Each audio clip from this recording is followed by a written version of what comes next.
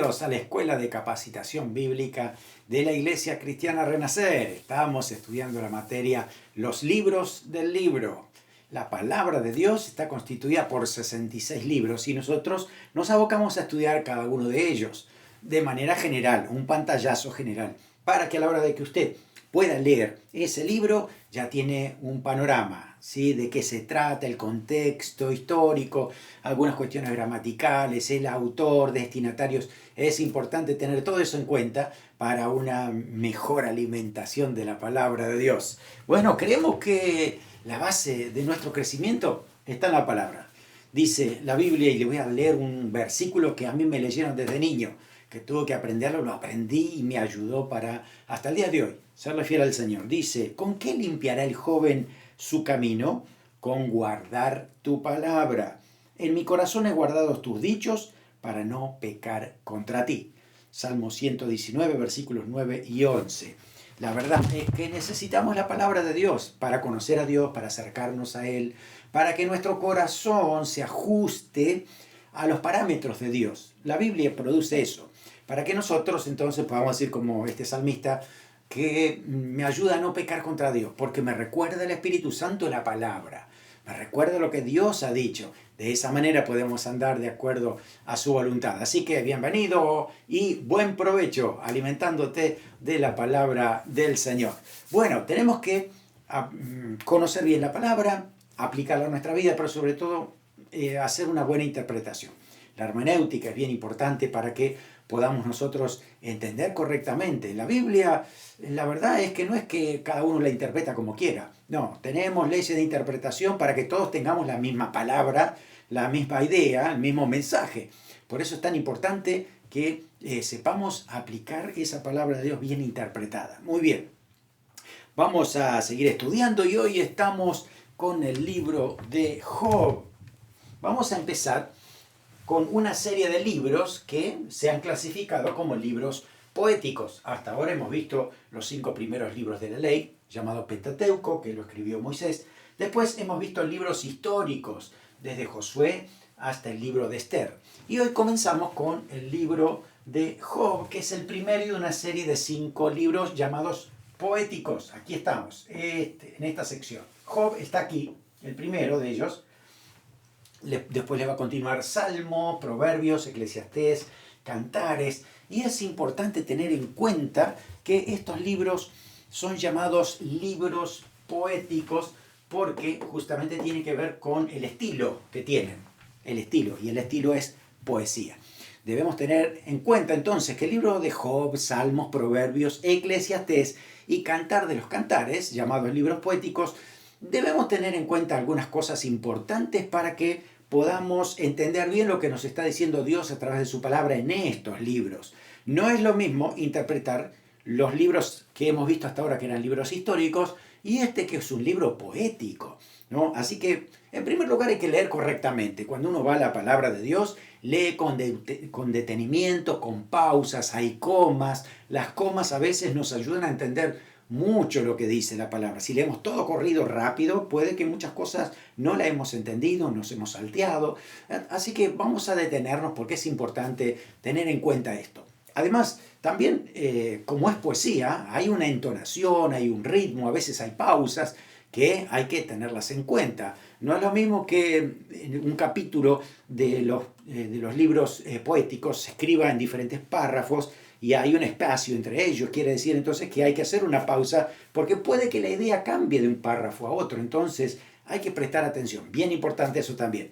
Así que la interpretación hay que hacerla de manera correcta, enfocándonos que son libros históricos. Todos los libros históricos y libros, estos los poéticos, los libros poéticos también tienen un contexto histórico. Algunos los conocemos y otros no. Algunos vamos a tener que investigar. Hoy, por ejemplo, tenemos el libro de Job. El libro de Job tiene una introducción histórica, así que entendemos el contexto. Hay otros libros, como los Salmos y Proverbios y demás, que debemos investigar, a ver en qué condiciones estaba el salmista cuando escribe un salmo, cuando se escriben los proverbios y demás. Así que presta atención a todo esto para los próximos libros que vamos a estar viendo también. Así que el libro de Job es un libro poético que hay que prestarle atención a su estilo. Recordemos que esto es poesía, es poesía hebrea. No es como la nuestra, la poesía hebrea tiene algunas cosas diferentes. No rima igual que a nosotros. Obviamente el idioma hebreo es diferente, tiene diferente acentuación, argumentos y demás. Así que vamos a interpretarlo como un libro poético. Y vamos a encontrar muchos simbolismos. También vamos a encontrarnos con lenguaje figurado. Así que cuando tú leas estos libros, lo que tienes que hacer es detenerte y poder prestar atención porque hay algunas partes que no son literales. Tú la vas a leer y te vas a encontrar con que esto hay que leerlo detenidamente y entender bien de qué se está tratando. Puede haber una, por ejemplo, figura literaria. Hay muchas en el libro de Job y eso es importante prestar atención porque, por ejemplo, puede haber símiles, metáforas o ironía. Por ejemplo, en Job 38:4 Dios le habla y le dice: ¿dónde estabas tú cuando yo fundaba la tierra? Házmelo saber si tienes inteligencia. Es decir, Dios le habla a él no para decirle exactamente y de manera literal dónde estaba él cuando Dios estaba haciendo la tierra. Es una ironía de Dios. Obviamente te dice: tú no estabas cuando yo fundé la tierra. Eso es lo que quiere decir ese versículo. Por eso es importante prestar atención a esas ironías. A veces son exageraciones y uno dice: wow, qué rico que era Job, que hasta dice que tenía ríos de aceite. Bueno, a ver, Job 29:6 dice: cuando lavaba yo mis pasos con leche y la piedra me derramaba ríos de aceite. Eso es un lenguaje poético para decir que tenía todo lo que necesitaba, tenía mucho aceite, mucha leche. Entonces todo eso nos habla de cuán bendecido había sido Job en ese tiempo. Bueno, así que vas a encontrarte con varias figuras poéticas que son importantes tenerlas en cuenta a la hora de interpretar. ¿Quién es el autor de este libro? Pues la verdad que, además que siempre decimos que Dios es el autor, ¿no? Pero ¿quién lo escribió al libro de Job? No está muy claro porque el libro tiene el nombre de Job, pero al final dice que Job muere a tantos años y demás. Entonces, alguien tendría que haber escrito la parte, por lo menos, de su muerte. Así que, bueno, puede ser que Job haya escrito su primera parte y otro después escribió al final. Algunos dicen que podría haber sido Moisés también, o Eliú, o algunos otros de allí. La verdad es que en el cielo vamos a tener claro quién fue el escritor.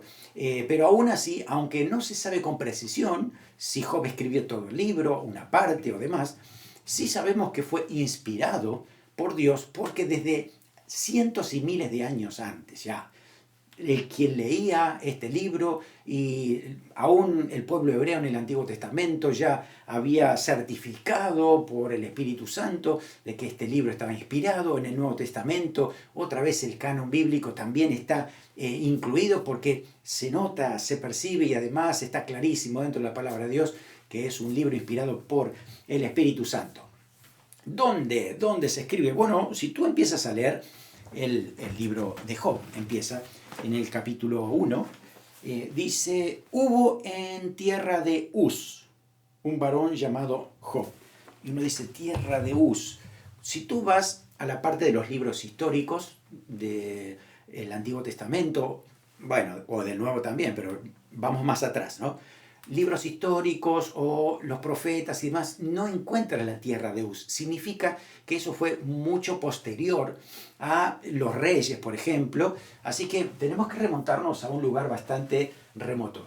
Muchos piensan que, podría ser la zona que está abajo de Damasco, cerca del río Éufrates. ¿Por qué decimos esto? Porque Génesis, capítulo 10, versículo 27, dice que los hijos de Aram fueron Uz, el primero, Uz, Ul, Geter y más. Así que Uz era hijo de Aram y Aram se había puesto en esta zona de aquí, de Damasco. Así que toda esta zona que está aquí, podríamos decir que es la tierra de Uz. No hay precisión dónde exactamente estaba la ciudad donde se encontraba Job, pero la tierra de Uz es toda esta parte que hoy por hoy todavía no están muy de acuerdo exactamente el lugar preciso, pero en esta región podemos decir que ahí se encontraba Job.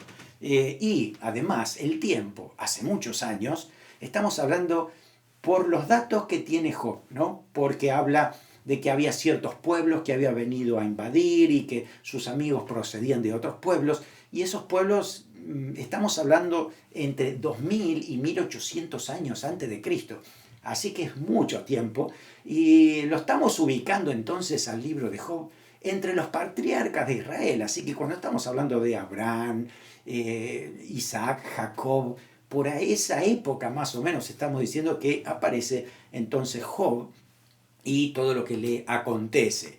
Bueno, ¿por qué? ¿Por qué está este libro aquí, ¿no? ¿Por qué decimos que el libro de Job es importante dentro de la palabra de Dios? Porque Dios quiere demostrar su soberanía. Dios tiene control de todas las cosas. Él es dueño, y el que es dueño hace lo que quiere con lo que tiene.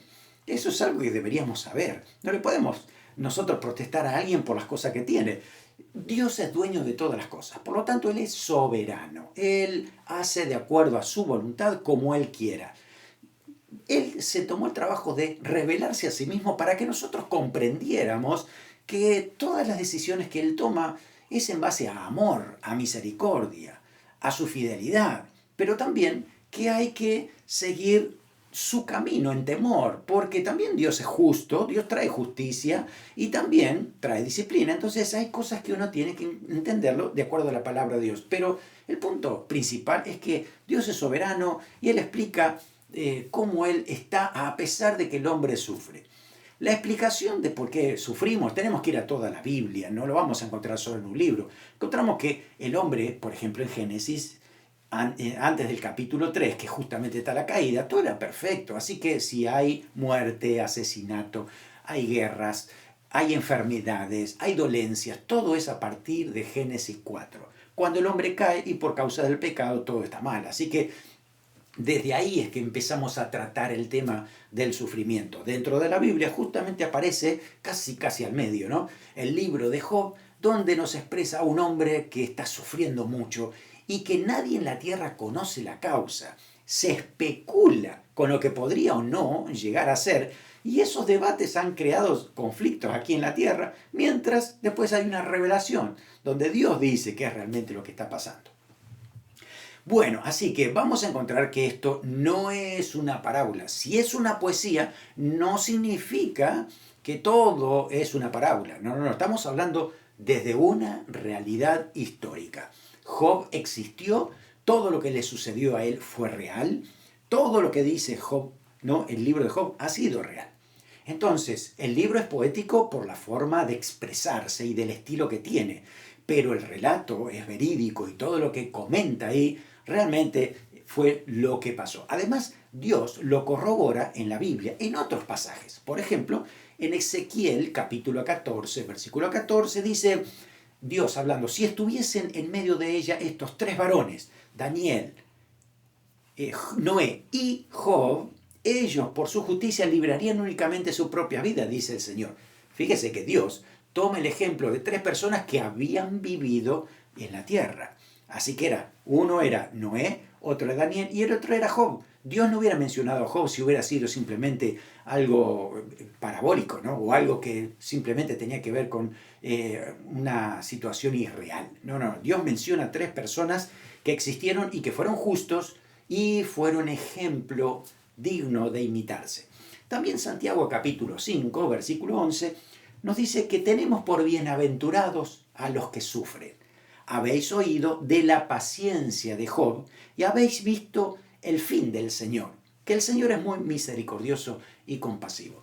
Se toma el ejemplo de Job como alguien que realmente pasó lo que sufrió y que es ejemplo para los creyentes hoy, en la actualidad, ¿no? Ejemplo de paciencia, de perseverancia y de ver que dejamos todo en manos del Señor para que Él tome control de eso que nosotros no manejamos, ¿no? Que Dios siempre es muy misericordioso y compasivo. Así que es una realidad a tener en cuenta. Cuando tú lees Job, vas a encontrarte con que muchas veces nosotros tenemos sentimientos que son muy parecidos al de Job. Obviamente que creo yo, y estoy bastante seguro que tú y yo no hemos pasado lo que pasó Job. Pero el sentimiento puede que en algunos casos sea parecido. Entonces te vas a identificar mucho con Job, en muchas cosas.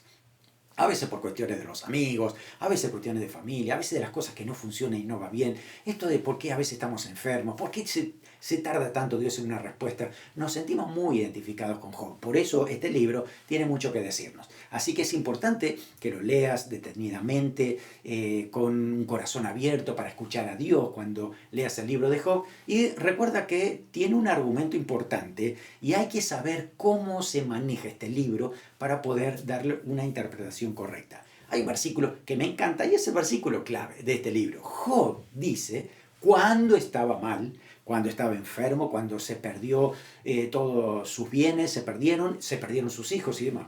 Terrible lo que le pasó. Dice él en Job 19, 25 y 26, yo sé que mi Redentor vive y al fin se levantará sobre el polvo. Y después de deshecha esta mi piel, en mi carne he de ver a Dios. Tiene una declaración Job tremenda, porque él no tenía el libro de Apocalipsis, no tenía el libro de Daniel, no tenía las revelaciones de Isaías. Sin embargo, este hombre sabía que en algún momento iba a resucitar, porque está diciendo eso, ¿no? Y dice, ahí está Dios, Dios es mi Redentor, Él aboga por mi causa y Él me va a levantar, cuando sea. Y si no es aquí, será en la eternidad, pero Él me va a levantar. Esa es la confianza de Job, tremenda confianza. Esa fe, ¿no?, es la que anhelamos cada día, decir, Señor, quiero creerte más, quiero tener esa fe, ¿no?, para saber que hasta la última consecuencia yo voy a esperar en ti porque sé que tú vas a actuar. Bueno, a ver, cuando tú vas al libro de Job, entonces, te vas a encontrar con que el capítulo 1 y el capítulo 2 tienen una breve explicación de por qué es este libro, qué fue lo que inició toda esta situación, ¿no? Ahí hay una revelación celestial y después del capítulo 3 entonces comienza todo lo que es la poesía en diálogos, en forma de diálogo con, bueno, justamente aquí Job y otras personas que se acercan. Al final, los últimos 11 versículos va a ser el cierre, el epílogo final, y es importante tenerlo en cuenta. En esta historia vas a encontrar que aparecen 3 y uno extra después, que son, dice ahí, los amigos de Job. Cuando tú lees todo lo que dicen los amigos, uno dice, wow, con amigos así, no quiero enemigos, ¿no?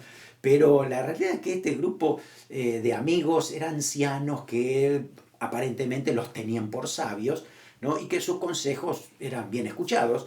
Y entonces ellos empiezan a reflexionar, a dialogar y a crear sus propios argumentos para ver qué es lo que le está pasando a Job. No podían entender porque Job era justo, era perfecto, así lo dice la Biblia inclusive, ¿no? Era perfecto en todos sus caminos. Así que le rompió todos los argumentos a los sabios de ese momento. Entonces ahí empezaron a deliberar.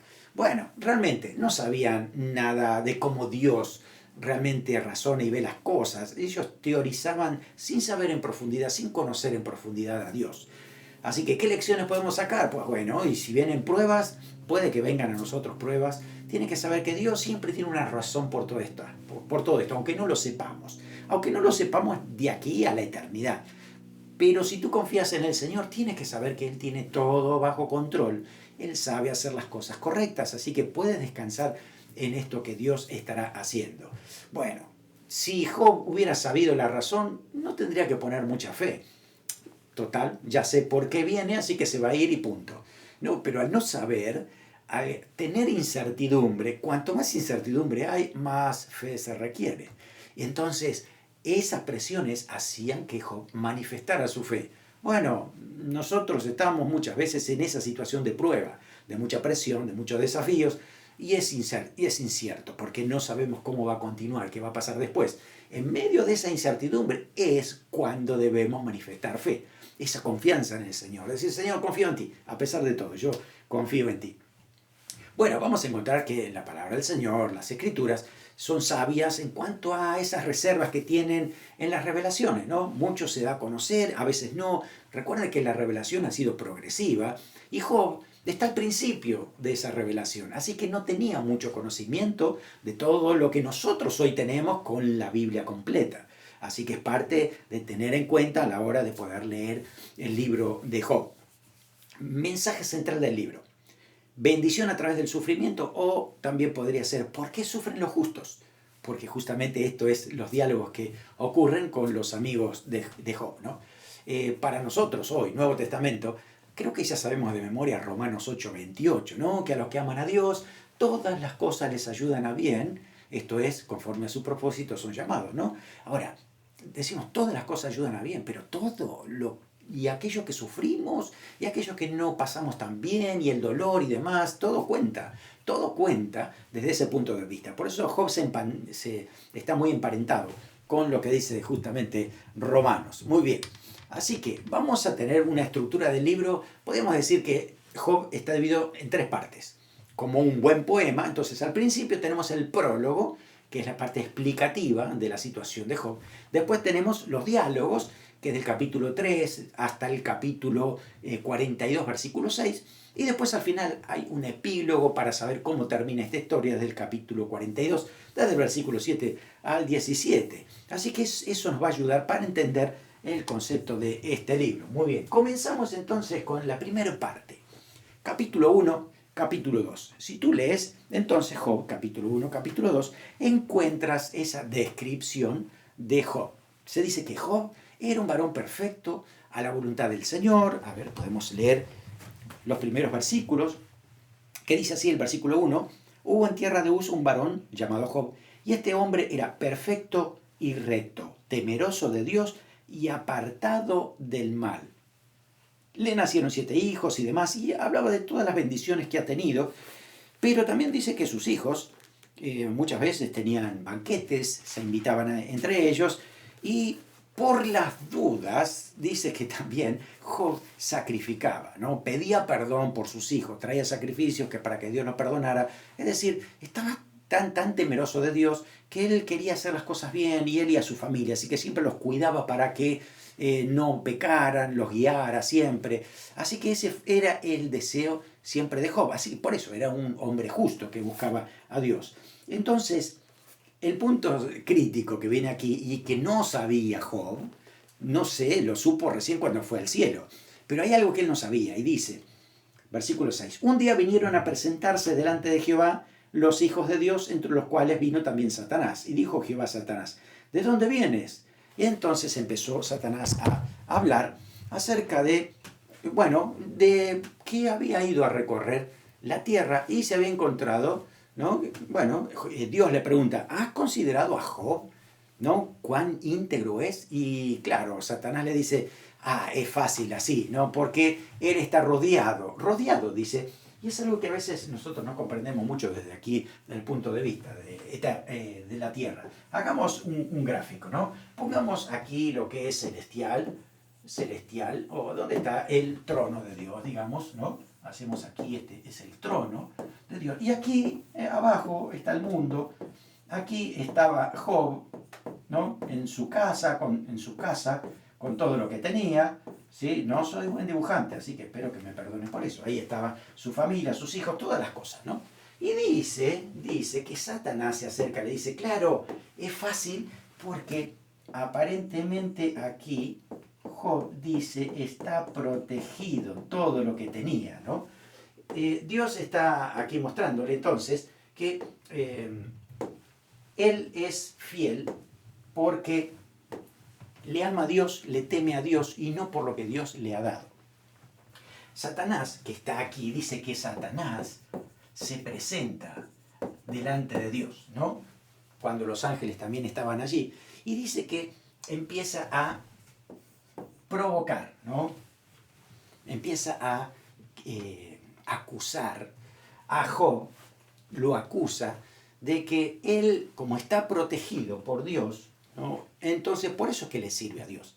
Entonces Dios le dice, no es así, tendrás que saber que Job es justo delante de mí a pesar de todo esto. Entonces Satanás lo provoca a Dios, le dice, quítale las cosas que tiene, quítale esa protección y verás si no te blasfema en tu propia cara.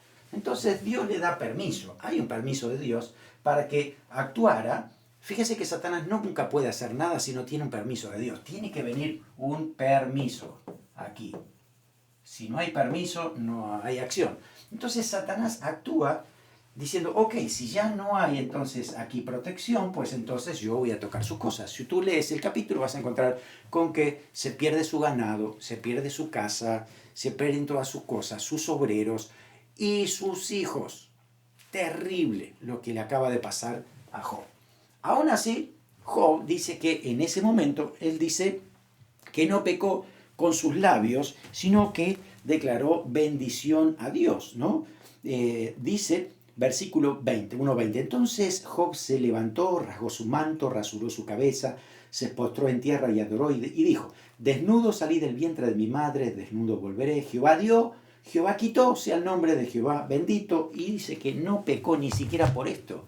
¡Qué terrible!, ¿no? Además dice que inclusive el capítulo 2 todavía sigue Satanás diciendo, es que él todavía está bien, perdió todas las cosas, pero está apelando al egoísmo que pueda tener, ¿no? Dice, tócalo también. Así que hay un segundo permiso de Dios para que también llegue a su cuerpo, ¿no? Y ahí dice que tenía una sarna maligna terrible. Inclusive la esposa le dice, maldice a Dios y muérete. Entonces él dice, pero ¿cómo no vamos a recibir a Dios todas las cosas que tenemos, aún las cosas malas? Dice que aún así tampoco pecó con sus labios. Entonces esta situación que se da, Job no la sabía, no sabía que había una disputa entre Dios y Satanás, ¿no? La situación es que todo esto es parte de esa revelación de Dios, ¿no? Dios quiso que nosotros sepamos qué hace el diablo, ¿no? El diablo realmente, dice la Biblia, que es el acusador. Vas a Apocalipsis capítulo 12, versículo 10, y dice que le va a llegar un día el fin y va a ser arrojado en el infierno, porque él es el acusador permanente de todos los hermanos. Siempre está acusando, ¿no? Entonces, ahí está, ya lo tenemos acá sabido, ¿no? También en Zacarías capítulo 3, versículo 1 y 2, dice que Satanás estaba acusando a un sacerdote llamado Josué, que era uno de los encargados de la restitución de Israel después del cautiverio en Babilonia. Y también, fíjese que este versículo de Lucas 22, 31, que el Señor le dice a Pedro, Simón, Simón, he aquí Satanás os ha pedido para zarandearos como a trigo. Hay un pedido, un permiso.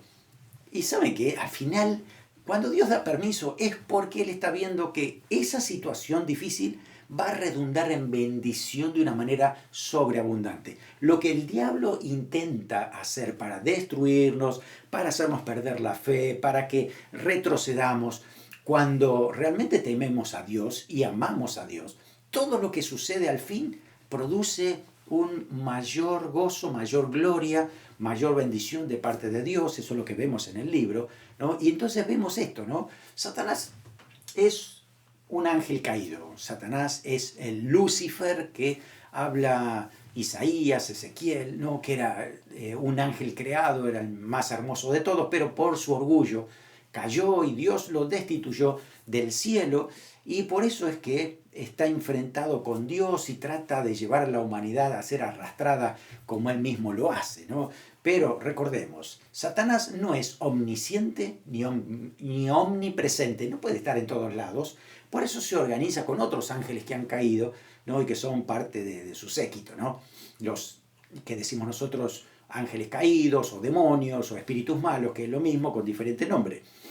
Entonces es organizado. Tampoco sabe todas las cosas, no sabe nuestros pensamientos, a menos que lo expresemos, pero tampoco sabe eso. Entonces hay cosas que debemos considerar. El diablo no es Dios, el diablo no tiene atributos de Dios. Por eso recordemos esto, es creación, ha sido destituido, está sentenciado, pero todavía suelto por un tiempo hasta que vaya directamente al infierno. Así que no puede hacer nada sin permiso de Dios, y en cada permiso siempre Dios lo ha limitado. Eso nos tiene que dar tranquilidad, ¿no? Y saber, bueno, así es como puede estar actuando el diablo, pero siempre hay de parte de Dios ese cuidado y protección sobre nuestras vidas. Muy bien, así que vamos a encontrar ahora en el diálogo, desde el capítulo 3, versículo 1, hasta el capítulo 42, versículo 6, hay diálogos de parte de Job con otros. Vamos a ver de qué se trata, ¿no? Hay 6 oradores principales. Cuando tú leas en Job, recuerda 6 nombres que son importantes en esta lectura que estás haciendo. Uno es Job, que es el que está sufriendo. Vas a encontrar 3 principales amigos que vienen a visitarlo. Se llamaban Elifaz, Bildad y Zofar.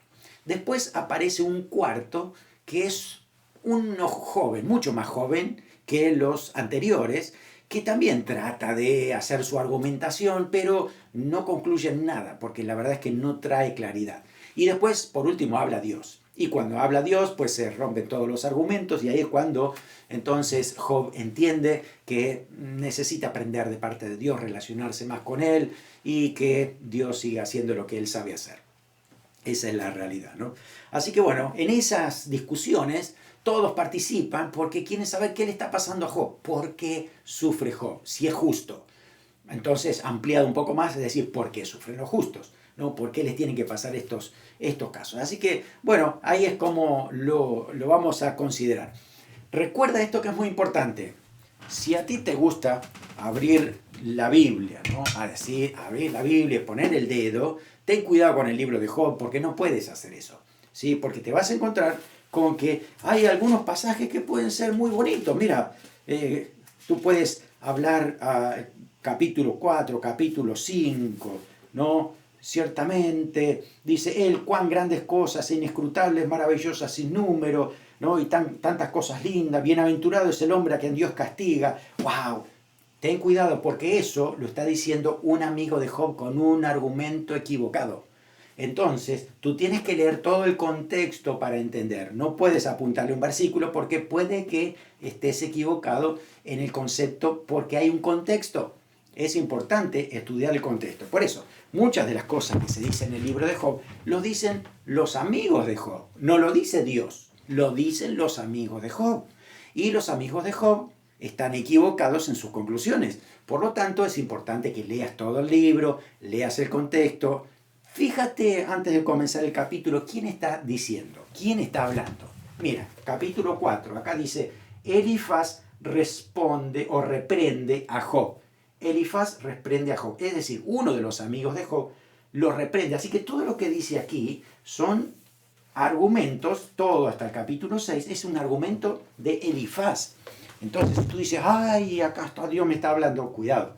Dios habla con toda la palabra, con todo el contexto. Así que fíjase bien quién está diciendo cada una de estas cosas, ¿no? Al final, entonces, vamos a encontrar respuesta del Señor, Dios mismo hablando. A ver, tenemos estos tres personajes que tienen diferentes argumentos y van a ocupar muchos capítulos de este libro. Así que cuando vas a leer el libro de Job, tienes que saber qué hay de fondo con estas tres personas. El primero es de uno de los tres que vienen, ¿no? De estos tres que vienen a consolar porque no pueden creer todo lo que ha pasado a Job. Así que Elifaz es uno de los más viejos, uno de los más sabios en esa época, ¿no? Entonces él empieza a hablar, empieza a traer su discurso y todos los discursos que dice Elifaz son por su lo voy a hacer en otro color para que se vea bien el contraste. Vamos a hacerlo en rojo. Ahí está. Vamos a poner por experiencia. ¿Qué quiere decir eso? Que Elifaz, todo lo que va a hablar es, no, yo lo vi, yo conozco. ¿Por qué? Porque soy sabio, porque soy viejo, así que tengo mucha experiencia. Lo que yo te estoy diciendo es por experiencia y porque yo lo mismo lo he visto. Entonces, claro, desde ese punto de vista, él va a describir todas las cosas que él ha visto desde su perspectiva. Entonces, claro, capítulo 4, versículo 8 dice, como yo he visto, ven ahí esa experiencia, como yo he visto, los que harán iniquidad y siembran injuria, la ciegan. ¿No? Claro, es determinante con esto. Entonces, ¿qué está diciendo? Yo he extraído un argumento de mi experiencia. Todo aquel que las hace, las paga. Así que tú, lo que estoy viendo es que estás pagando algo. Así que tú conclusión de él es que estás en pecado. Por eso es lo que te está pasando. Elifaz responde en base a su argumento de la experiencia, sin revelación, sin escuchar a Dios ni nada. Por lo que él ve, que su conclusión es entonces que Job está en pecado y por eso es lo que le está pasando, ¿no? Ahora, aparece después el argumento del otro personaje, del otro amigo, que se llama Bildad. Este amigo más duro todavía con Job, mucho más duro que el primero, y basa su argumento en la tradición, en lo que todos decimos, lo que viene sabiéndose desde hace mucho tiempo. Por ejemplo, él dice, capítulo 8, versículo 20, Dios no aborrece al perfecto, ni apoya la mano de los malignos. Así que está diciendo, A ver, ¿qué dice la tradición? Todos aquí estamos seguros y todos estamos atentos. Fíjate que aquí hay muchos ancianos entre nosotros que Dios dice que Él nunca aborrece al que está bien con Él, ¿no? Y también está diciendo que nunca va a apoyar a los malignos. Así que fíjate, presta atención, tú dices, ¿no? Le está diciendo a Job, tú dices que no has pecado, pero la verdad es que el castigo que te está viniendo está diciendo que tú eres pecador. Así que está diciendo que tú eres un hipócrita.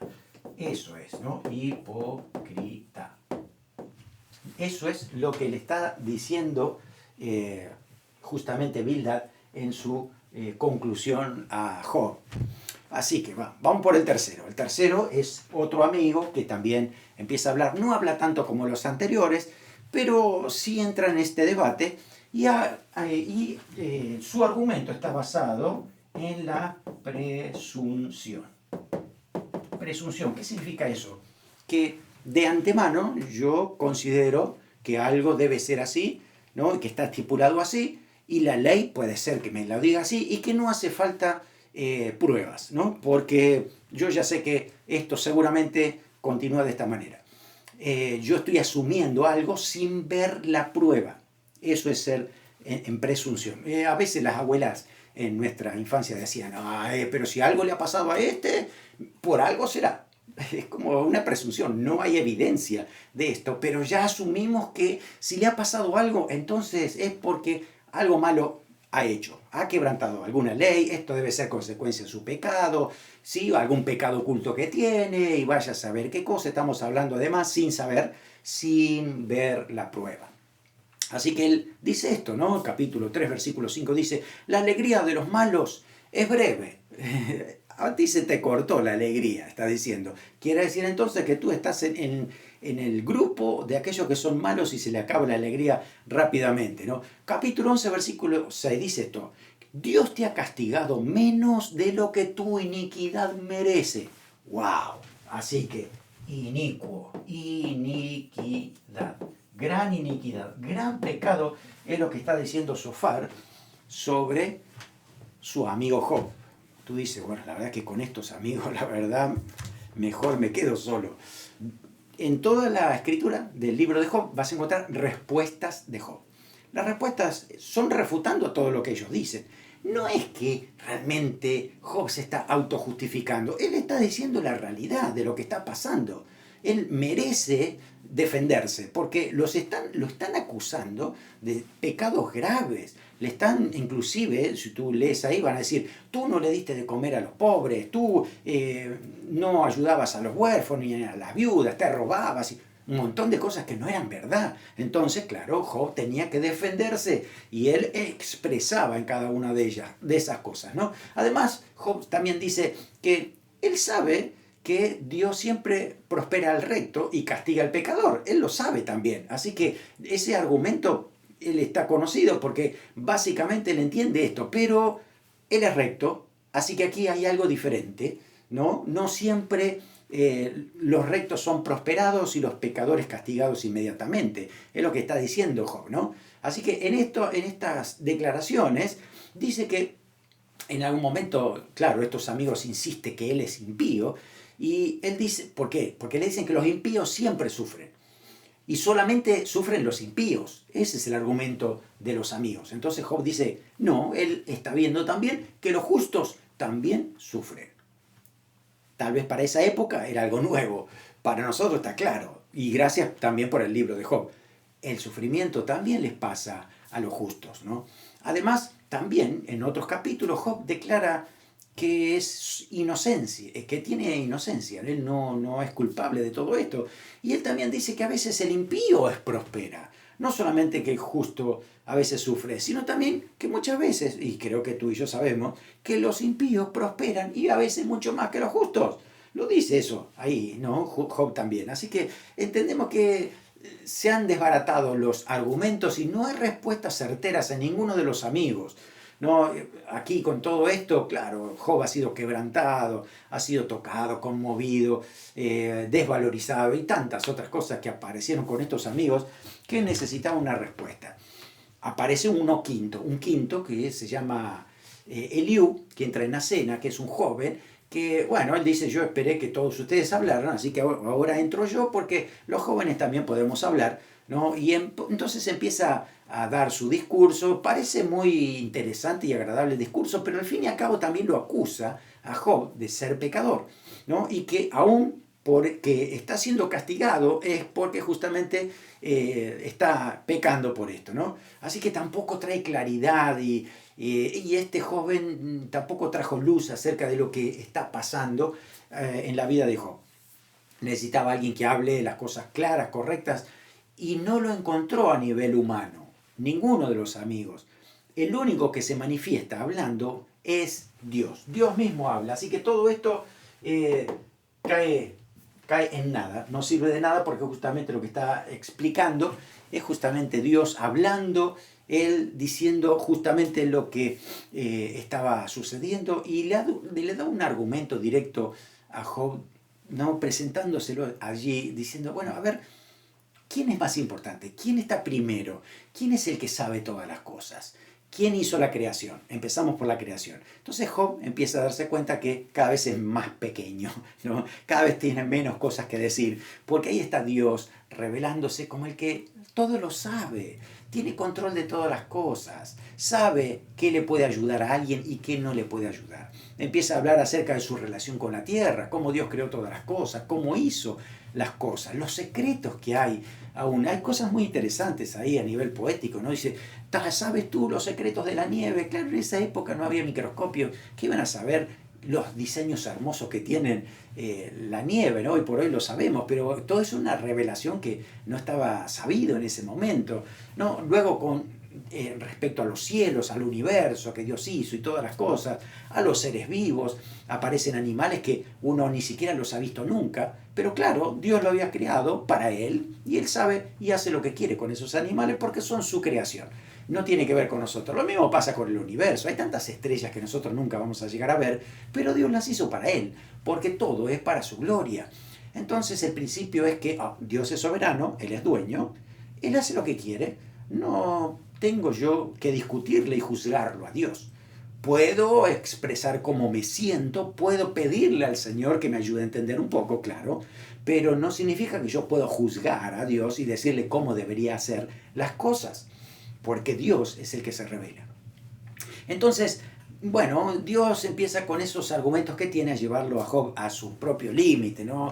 Y llega un momento que, bueno, terminamos con los últimos versículos, que es una declaración tan importante en cuanto a un corazón rendido delante del Señor, ¿no? Y termina justamente el capítulo 42 con estos versículos. Versículo: respondió Job a Jehová y dijo, yo conozco que todo lo puedes, que no hay pensamiento que se esconda de ti.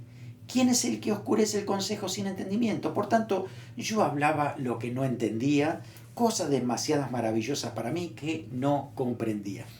Oye, te ruego y hablaré, te preguntaré y tú me enseñarás. De oídas te había oído, mas ahora mis ojos te ven. Por tanto me aborrezco y me arrepiento en polvo y ceniza.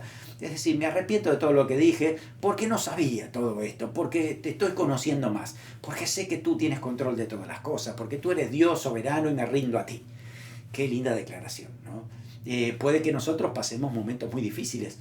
Cuando estés en lo más profundo de una situación desesperada, léete esto, ¿no? Para decir, al fin y al cabo, Dios está sobre mí. Él sabe lo que está haciendo. Él tiene cuidado de mi vida. Por lo tanto, me someto a Dios. Y voy a esperar a ver qué va a hacer el Señor en mi vida. Así que al final dice que después que pasaron estas cosas, Dios habló directamente con los amigos de Job y le dice que estaba enojado contra ellos porque no hablaron lo recto con relación a Job. Lo que dijeron en sus argumentos no tenía nada que ver con lo que Dios estaba diciendo y pensando en ese momento. Entonces estaban hablando por sí mismos. No podían poner en boca de Dios lo que ellos habían dicho. Entonces Dios dice que se había enojado por esa situación. Por lo tanto, debían ofrecer sacrificios para pedir perdón y Job, inclusive Job, iba a orar por ellos. Ay, wow, qué amigo Job, ¿no? Los otros tres eran unos personajes, pero Job dice que Dios le dijo, bueno, ve, bendice ahora a tus amigos. Y, fíjese, Versículo 10. Quitó Jehová la aflicción de Job cuando él hubo orado por sus amigos y aumentó al doble todas las cosas que habían sido de Job. ¡Wow! ¿Cómo bendijo Dios su vida? Lo bendijo tanto, le multiplicó sus bienes, su riqueza, le dio los hijos más hermosos de la tierra, así lo dice también allí, ¿no? Y que murió viejo y lleno de días. ¿Cómo Dios entonces hace eso? Lo transformó porque le cambió el corazón, lo reivindicó porque habló acerca de mi siervo Job, versículo 8, y lo restauró, le dio mucho más de lo que había perdido todo esto, ¿no? Así que bueno, cuando pasamos situaciones parecidas a Job, ¿qué podemos hacer? Salmo 37:7 dice que todo justo que sufre tiene que guardar silencio ante Jehová y esperar en él. Muchas veces no tenemos las respuestas. Sí, está bien, podemos hablar y pedirle al Señor que nos ayude a entender, pero el libro de Job no te dice, no precisamente, bueno, Job entonces sufrió por esto y esto. Porque la verdad es que hay muchas más cosas que todavía no sabemos y lo vamos a saber en la eternidad. Algunas cosas sí las supo en ese momento, claro, una relación que había ya celestial y esas declaraciones que había entre Dios y Satanás y demás, claro, todo eso era revelado, ¿no? Pero hoy por hoy nosotros no sabemos qué está pasando a nivel espiritual. Puede que tengamos muchas pruebas, muchas situaciones complicadas, raras, difíciles de entender, pero si tú confías en Dios, más que necesitar una explicación, lo que necesitas es paz. Paz para saber que Dios tiene el control de todas las cosas. Dios sabe lo que está haciendo. Y te aseguro que el Señor va a tener una salida que a lo mejor ni te la esperas. Pero si confías en el Señor, Dios sabe cómo hacer las cosas, porque su plan siempre es un plan perfecto. Amén. Muy bien, vamos a hacer un repaso, a ver cómo nos ha ido con la clase de hoy. Primero, al libro de Job hay que interpretarlo como un libro de doctrina. ¿Qué te parece? ¿Es verdadero o falso? ¿Cómo hay que interpretar el libro de Job? ¿Como un libro de doctrina? Si prestas atención a lo que dijimos al principio, dijimos que este es un libro poético. Así que un libro poético es diferente a un libro histórico y también diferente a un libro de doctrina. Así que decimos que esto es falso. Hay que interpretarlo como un libro de poesía. Segundo, Job sufrió porque recibió las consecuencias de su pecado. Bueno, creo que ya sabes a esta altura que esto es falso, ¿no? Porque los amigos, todas las declaraciones que hicieron eran justamente contra esto. Y después al final Dios dice, no era así, van a tener que pedir perdón porque no fue así, habían hablado mal. 3. Los amigos de Job se llamaban Bildad, Zofar y Cachafaz. ¿Te suena? Ay, no, hay uno que no era Cachafaz, era Elifaz. Así que ponemos falso. Recuerda esos nombres para que a la hora de que tú leas, ¿quién está hablando aquí? ¿Quién está respondiendo en este capítulo? Este es Elifaz, hay que tener cuidado con lo que dice Elifaz también, ¿no? Puede que algunas cosas sean verdades, algunas cosas sean revelaciones profundas de Dios, pero otras cosas no. Entonces tienes que ver bien el contexto. Sigamos. 4. Ni siquiera el joven Eliú trajo claridad al problema. Pues esto es verdad, ¿no? Aparece este cuarto amigo, más joven, que tampoco ayudó a esclarecer el problema. 5. Satanás acusa constantemente a los creyentes en Cristo. Es verdad, no es que de vez en cuando. Apocalipsis dice que el acusador de los hermanos estaba ahí, ¿no? Así que ahí está constantemente y tenemos respuesta en el Señor. El Señor nos guarda. Recuerde que Satanás nunca puede hacer nada sin permiso de Dios y además está limitado. 6.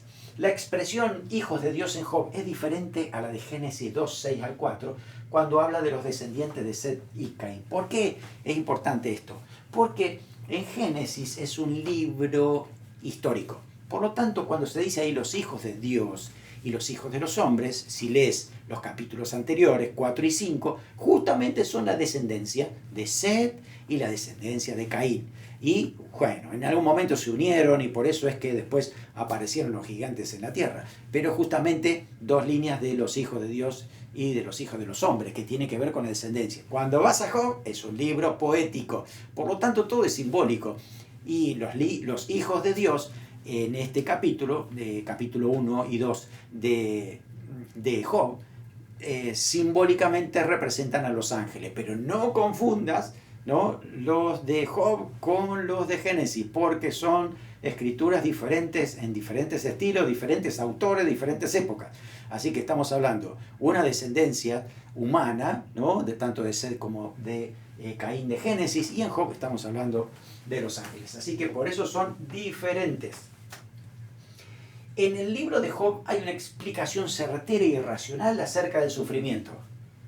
Pues la verdad es que no. Decimos que esto es falso, porque no hay una explicación total. Tenés que ir a toda la Biblia para poder tener un panorama más acertado acerca de esto. Hay una pequeña explicación, ¿no?, pero aún así Dios no da la respuesta. Fíjese, lee todos los capítulos donde Dios habla y no hay una explicación diciendo tú estás sufriendo por esto. No, te está diciendo confía en mí, punto. Así fue. 8. Al final Dios restauró y recompensó a Job afirmando su integridad. Es cierto, como Dios ha bendecido a Job y su postrer estado fue mejor que el primero, porque confió en Dios y Dios entonces lo reivindicó. Recordemos el pasaje central, Job 19, 25, 26. Puedes decirlo también junto con Job. Yo sé que mi Redentor vive y al fin se levantará sobre el polvo. Y después de deshecha esta mi piel, en mi carne he de ver a Dios. Fíjese que esta frase, ¿sí?, es mucho más antigua y vieja que el ave fénix, ¿no? Acá dice, yo sé que mi Redentor vive y al fin se levantará sobre el polvo. Aunque todo esté consumido, aunque todo sea cenizas, Dios se levanta desde ahí poderoso haciendo cosas nuevas, porque es el único que tiene poder para hacerlo. Así que confía en el Señor, que Él tiene control de tu vida. Oramos. Señor, gracias te damos por el libro de Job. Tanta enseñanza, Señor, que tienes. Aún en nuestros argumentos racionales, tú trabajas ahí y nos dices que dependemos de ti.